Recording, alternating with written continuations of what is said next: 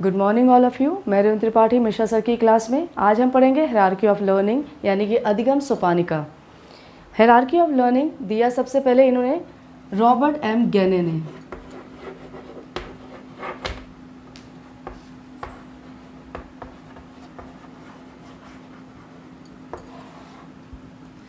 Hierarchy of learning Robert M Gagne ने दिया था।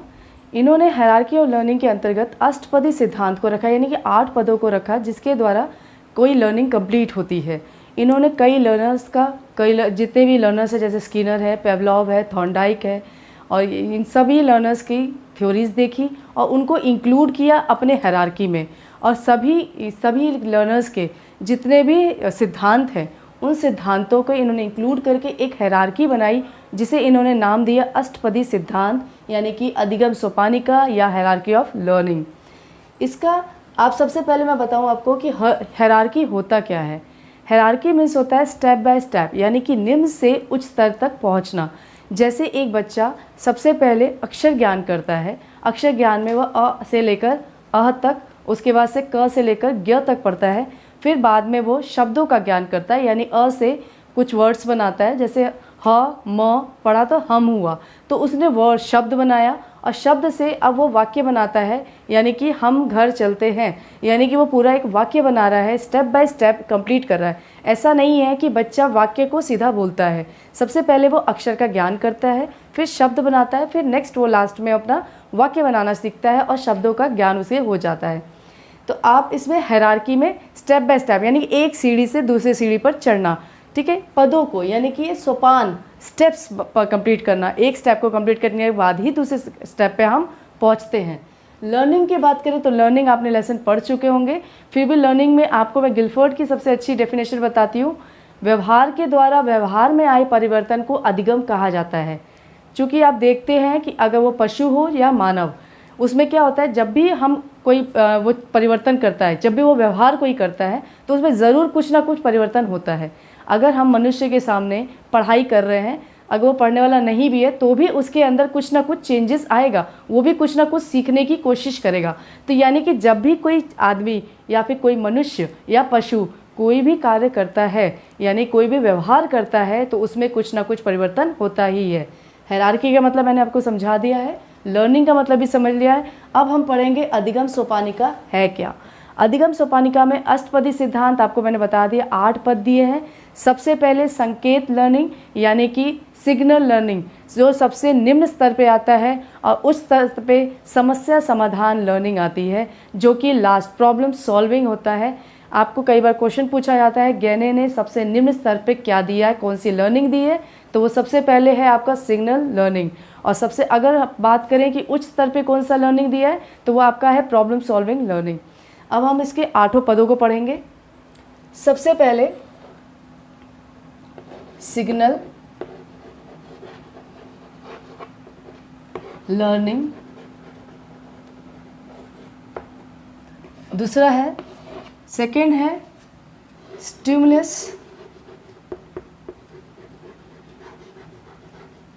Response learning, third is chain learning,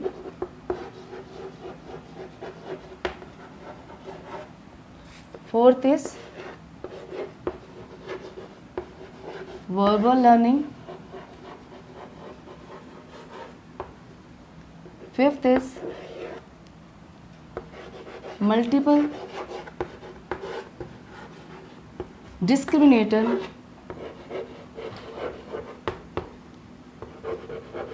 discriminate learning,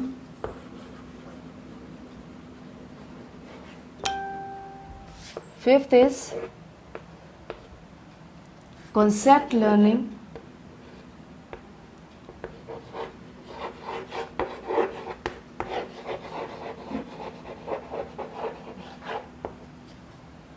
seventh is principal learning,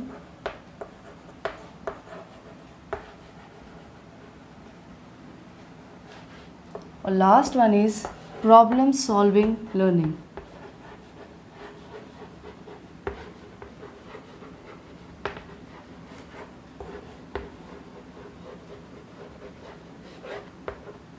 first है signal learning यानी कि संकेत लर्निंग, संकेत अधिगम।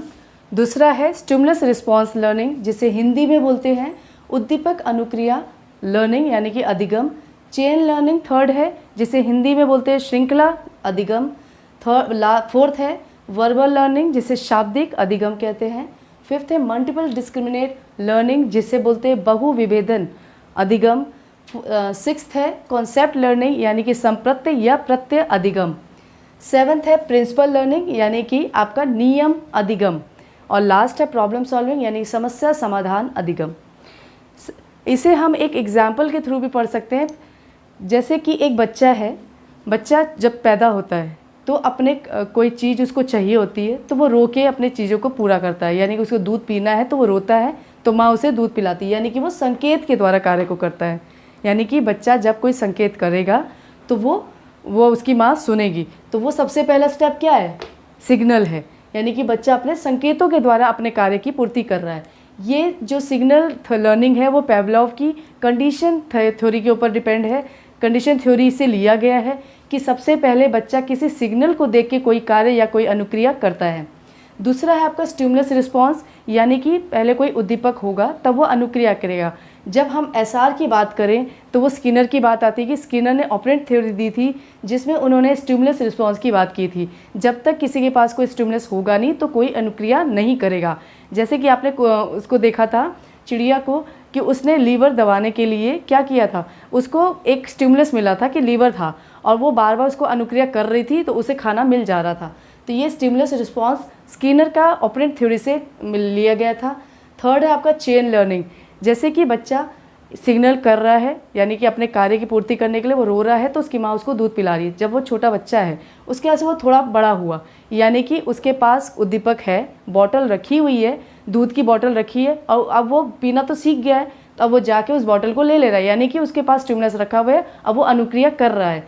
थर्ड में आपका चेन लर्निंग, अब वो ये जान गया है कि आपको कैसे इसमें मांगना है, कैसे दूध लेना है माँ से या कैसे आपको पानी मांगना है, खाना मांगना है, यानी कि वो चेन बनाना सीख गया है, श्रृंखला बनाना सीख गया है, यानी कि वो एक क्रम में बांधना सीख गया है। उसके बाद से ये जो 3 स्टेप्स है वो पशु या मानव दोनों कर सकते हैं, पर जो 4th, 5th, 6th और 7th, 8th है वो सिर्फ मानव द्वारा ही क्रियाएँ होती हैं। अब हम जब 4th लेवल पे जाते हैं यानी 4th स्टेप पे पहुंचते हैं तो हम वर्बल लर्निंग की बात करते हैं, यानी वर्बल मतलब शाब्दिक। वो शाब्दिक भी हो सकता है, अशाब्दिक भी हो सकता है, जिसमें मनुष्य ही क्रियाएं करता है, यानी कि बच्चा सिग्नल कर चुका है, स्टिमुलस रिस्पॉन्स दे रहा है, अब वो चेन बनाना भी सीख गया है, अब वो वर्बल कर रहा है, यानी कि अपने शब्दों को वो बयां कर रहा है, अपने माँ से अपने शब्दों के द्वारा बोल रहा है कि मुझे अपने कार्य की ऐसे काम करना है, मुझे ये चीज़ चाहिए, यानी कि वो वर्बल के द्वारा यानी कि शब्दों के द्वारा अपने कार्य को करवा रहा है। उसके बाद से मल्टी डिस्क्रिमिनेट लर्निंग में उन्होंने बहुविभेदन यानी कि बहुत सारी चीज़ों का अंतर करना सीख रहा है। बहुविभेदन यानी कि सभी चीज़ों में अंतर करना सीख जा रहा है। बच्चा अब ये जान रहा है किसको कब क्या करना है और कौन सी चीज़ें उसे करनी चाहिए, कौन सी चीज़ें नहीं करनी चाहिए, यानी कि वो मल्टीपल है, विभेद करना सीख जा रहा है। नेक्स्ट में उसे कॉन्सेप्ट लर्निंग यानी कि उसे प्रत्यय बनाना सीख लिया है, उसने अपना कॉन्सेप्ट उसका क्लियर है। अब वो कॉन्सेप्ट क्लियर होने के बाद से यानी कि वो मूर्त और अमूर्त दोनों चीज़ों को समझ रहा है और दोनों चीज़ों को समझ के वो अपने कॉन्सेप्ट को क्लियर कर रहा है। अब वो अपने 7th में आएगा प्रिंसिपल, यानी कि वो अपने नियम बनाने सीख गया है कि मैं इस तरह से अपने कार्य करूँगा, यानी कि वो बड़ा हो चुका है। तो बड़ा होने के बाद से वो क्या कर रहा है, गुड हैबिट्स को अपने इंक्लूड कर रहा है और बैड हैबिट्स को निकाल रहा है और अपने प्रिंसिपल के द्वारा ही कार्य को कर रहा है, यानी कि एक डिसिप्लिन्ड कार्य को कर रहा है। लास्ट में अपने प्रॉब्लम सॉल्विंग यानी कि अपने समस्या का समाधान स्वयं ही कर लेता है, यानी कि अपने समस्या का समाधान स्वयं करने लायक हो गया है, यानी कि अमूर्त चिंतन तक वो पहुंच गया है। ये जो 3 स्टेप है वो चिंतन तर्क में नहीं आता है, चूँकि ये बच्चा इस लेवल पे पहुंचा ही नहीं है। जब वो वर्बल में आता है तो वो धीरे धीरे तर्क करना सीखता है, अपने क्वेश्चंस का आंसर ढूंढने की कोशिश करता है। उसके बाद से वो अंतर करना सीखता है, मल्टीपल विभेद करना सीख जाता है, यानी कि अपने को कार्य जो उसने किए हैं वो सही है गलत है उनमें विभेद करना सीख जाता है, फिर अपने कॉन्सेप्ट को क्लियर करता है। यानी कि यहाँ से आपका 8th जो लेवल तक है उसमें वो तर्क और चिंतन दोनों करता है, तर्क और चिंतन करना दोनों ही सीख जाता है, यानी कि अमूर्त चिंतन तक पहुँच जाता है। इसलिए हायरार्की ऑफ लर्निंग में इन्होंने रॉबर्ट एन गिने ने कहा कि जो बच्चा हायरार्की के थ्रू जाता है उसकी लर्निंग हमेशा अच्छी होती है और स्थायी होती है। यानी कि हायरार्की में चलना ही अधिगम एक अच्छी पहुंच पे पहुंचता है और बच्चा उसे कंप्लीट कर सकता है। रॉबर्ट एम गिने की 2 बुक है, principle of instruction design and condition learning. यहाँ मैं लिख दे रही हूँ, इनकी बुक्स है, कई बार बुक्स का भी नाम पूछ लेते हैं।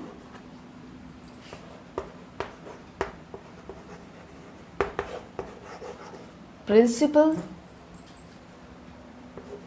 ऑफ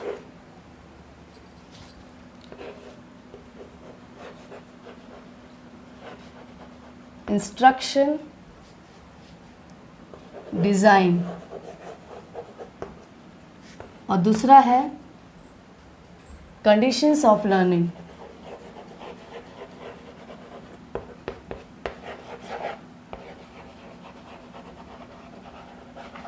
ये बुक कई बार पूछा जाता है कि कंडीशन ऑफ लर्निंग किसकी है, तो रॉबर्ट एम गिने की, और कई बार क्वेश्चन पूछता है प्रिंसिपल ऑफ इंस्ट्रक्शन डिज़ाइन किसकी है, वो भी रॉबर्ट एम गिने की है। ये 2 बुक का नाम याद रखेंगे। क्वेश्चन कैसे पूछता है, हायरार्की ऑफ लर्निंग में क्वेश्चन कई बार पूछता है, इन सभी जितने भी स्टेप्स हैं, जितने भी इन्होंने आधार दिए हैं, जितने भी प्रकार दिए हैं, 8 प्रकार, उनको आगे पीछे कर देगा कि पहले दे देगा चेन लर्निंग, उसके बाद दे देगा वर्बल लर्निंग, उसके बाद से दे देगा प्रॉब्लम सॉल्विंग, फिर प्रिंसिपल लर्निंग। तो इसको आपको हायरार्की में लिखना है। जब भी आएगा आपको मैं एक ट्रायंगल के थ्रू बता दूं, आपको इजी याद करने के थ्रू में कि आप याद कैसे कर सकते हैं इन 8 पदों को।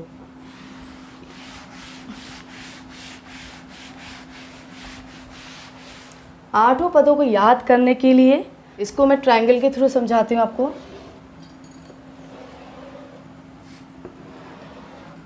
आठ सोपानी का है 1 2 3 4 5 6 7 8। सबसे पहले है S यानी कि सिग्नल लर्निंग। दूसरा है SR learning.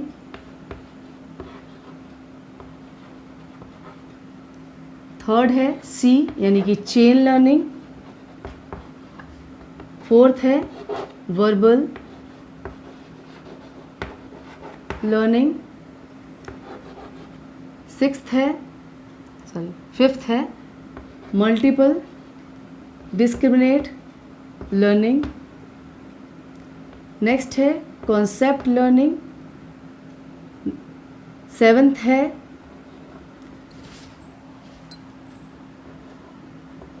P principal learning. और लास्ट इज प्रॉब्लम सॉल्विंग। आप ऐसे याद कर सकते हैं SSC PPC बीच में है MV। SSC PPC MV। SSC PPC बीच में है MV। S से सिग्नल लर्निंग यानी कि बच्चा पहले संकेत के द्वारा अपने कार्य को करता है और संकेत के द्वारा अपने कार्य की पूर्ति करता है।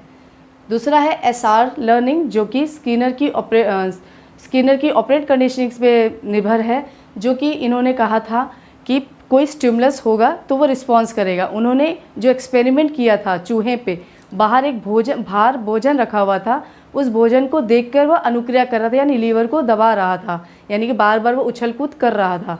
जो उसने भोजन देखा था वो भोजन उसका स्टिमुलस है और वो जो अनुक्रिया कर रहा है वो उसने रिस्पॉन्स कर रहा है यानी कि लीवर को दबा रहा है और उसका लीवर अचानक से दब जाता है तो वो जाके भोजन के पास भोजन ग्रहण कर लेता है। यानी कि वो पहले स्टिमुलस देखता है फिर उसके बाद से रिस्पॉन्स करता है। जो स्किनर की इसने ऑपरेंट कंडीशनिंग में बताया था उसे ही इन्होंने रॉबर्ट गिने ने SR थ्योरी में यानी SR लर्निंग में इन्होंने इंक्लूड किया।